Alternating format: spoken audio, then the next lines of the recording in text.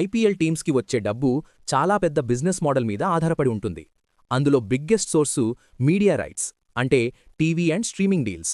ప్రతి సంవత్సరం IPL broadcasting rights కోసం వేల కోట్ల రూపాయలు వస్తాయి. వాటిలో ఒక భాగం ప్రతి టీంకి షేర్ అవుతుంది. తర్వాత స్పాన్సర్షిప్స్. జెర్సీ మీద లోగో పెట్టుకునే బ్రాండ్స్ కోట్లలో పే చేస్తాయి. అలాగే టికెట్ సేల్స్ ద్వారా స్టేడియంలో చూసే ఫ్యాన్స్ నుంచి మంచి ఇన్కమ్ వస్తుంది.